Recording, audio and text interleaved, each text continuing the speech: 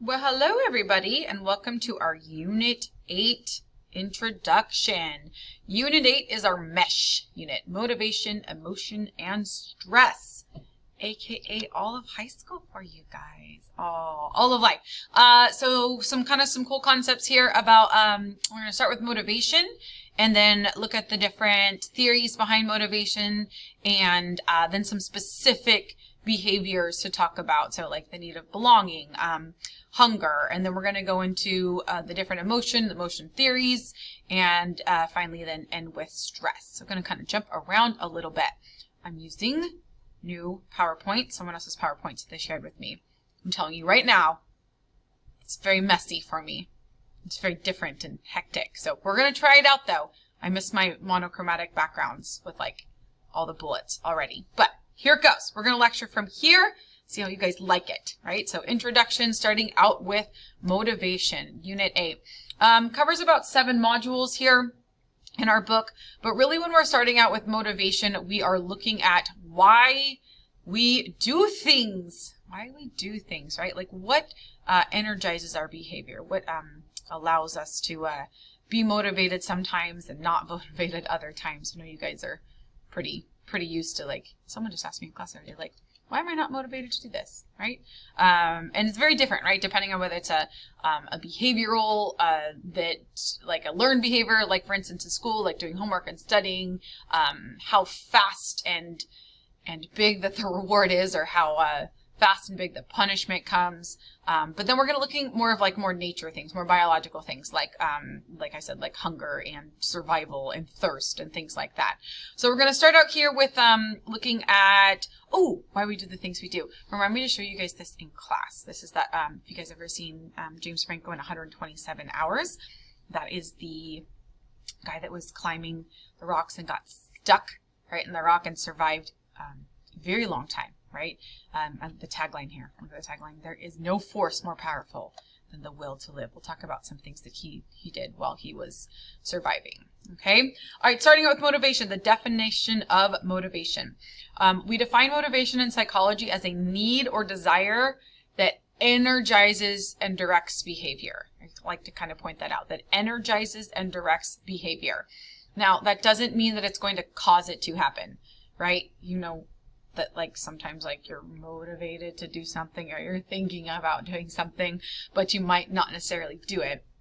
But the motivation, is like it energizes, right? It gives it that that need or that want, and then directs behavior to what we might do next. Okay, like I said before, it rises from that internal play between nature and nurture, so biological needs, but then also like the need to belong and the things going on around you, right? You might be very motivated to do something, but because of your circumstances, you cannot, right?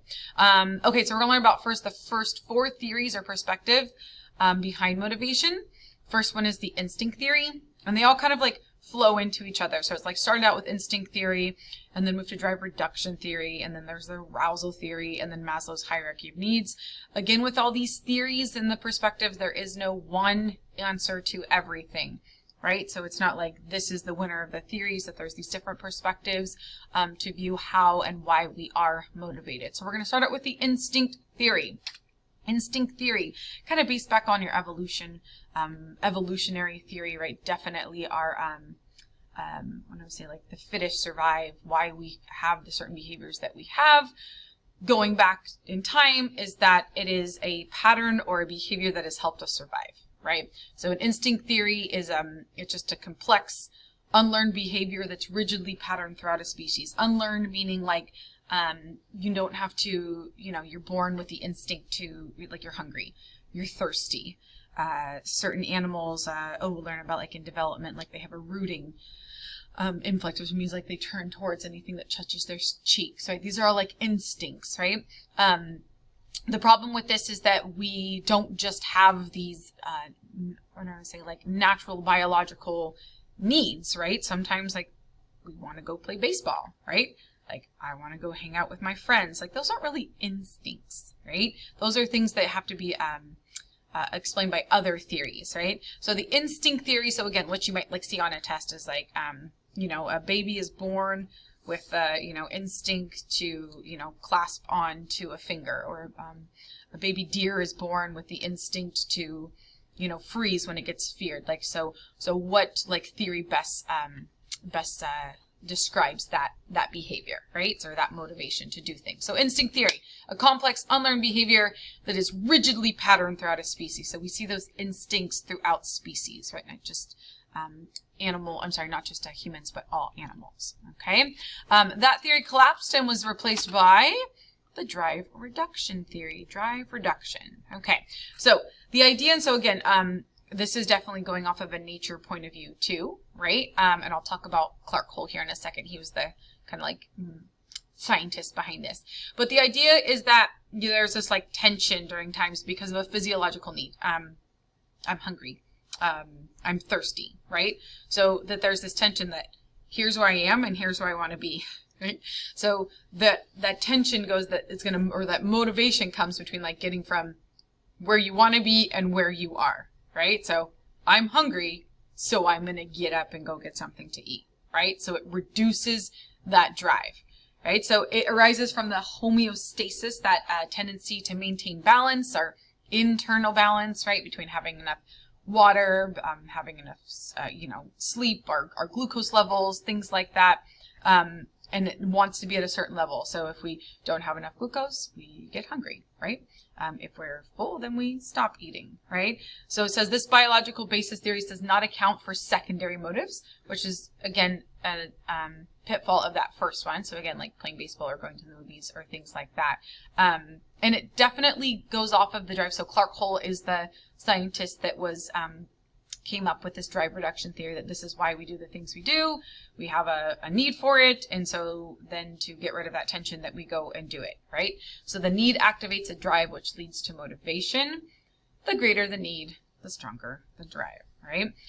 But again, this goes back to that basis that everything is biological. So it does not explain those holes of the things of like kind of doing things for fun, right? Or doing things because it makes you feel good, right? Like writing a card for a friend or something like that.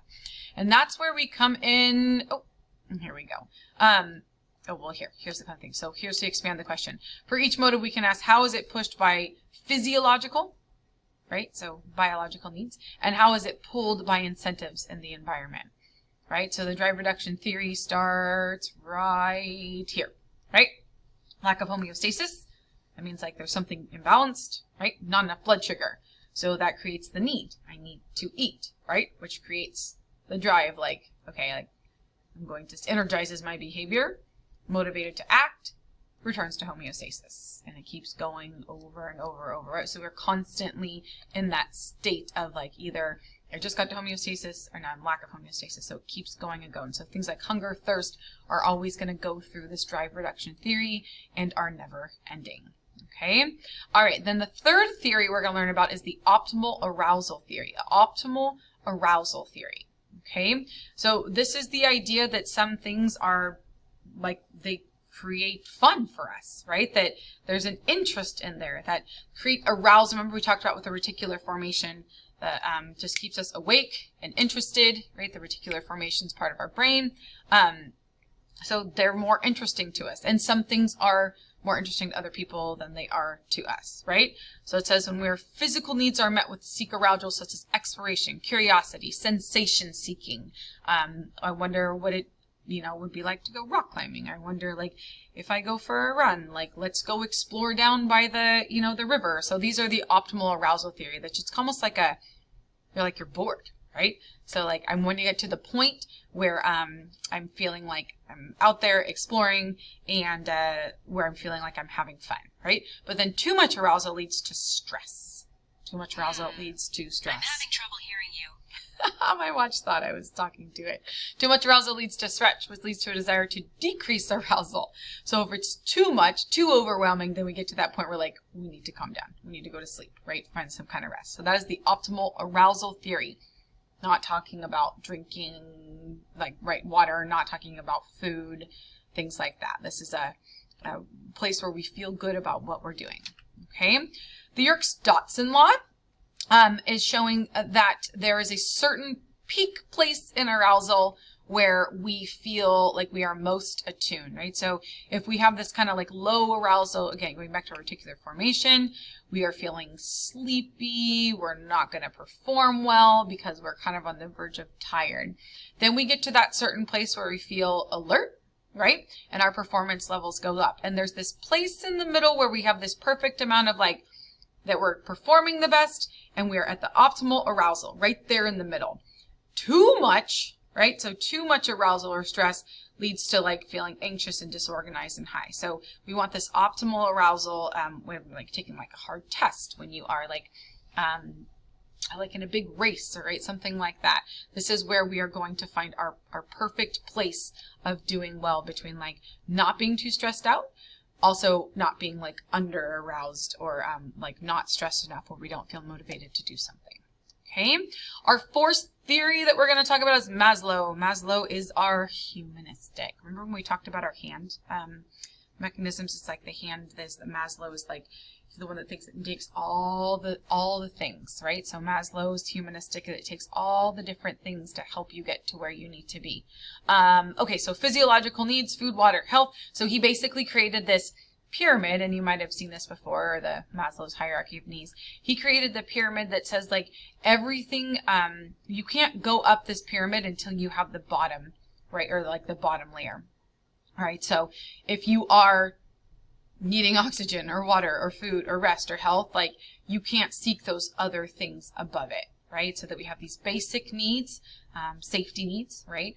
And then once we feel like that we are physically safe, then we move up to security safety. So feeling safe in our environment, having a place to live, feeling like that we know what's going to happen from day to day. When we have those two things, that we have social needs, right? So being loved, belonging, having a group, playing a sports, being part of a team. We then move on to more like individual things, right? Like our ego, and then our self-actualization, right? So this is Maslow's hierarchy of needs, that we start with these bottom ones here. And once we get the bottom ones done, then we can move up to the top. So the very top is self-actualization, the need to figure out like, what is my purpose in life? Feeling creative, developing to like be the person that you are meant to be. Okay, and this is true of any point of our life. So it's like hard to work on who you are meant to be and finding your purpose when you don't have enough to eat, or you don't have a place to live, or you don't feel safe and secure, or you don't feel like you have a group. So Maslow said that like it's like the fourth theory to help explain motivation. Why do we do the things we do? To find physical safety, to find security. We motivated to be socially belonging, then to feel good about ourselves, recognition, prestige, and then like final stage there is like the, what am I doing with my life type of purpose. Okay. Hold on just a second. We're not going to do that one here. And then this is going to be for hunger. Oh, okay. So cool. We're going to end with this one, because the next thing we're going to go into hunger, and then looking at the different reasons beside why we feel hungry, right? Because there's a couple, again, just like everything else, there's multiple reasons behind why we're motivated to go get something to eat. Maybe you're hungry, maybe you're bored, maybe other people are eating, right? So different motivations behind that, okay? All right, so know those 4 different types, or 4 different theories to outline motivation, your Stotson law. Make sure you have your vocabulary, and that means it's time for Hub to start. I'll see you guys soon. Bye.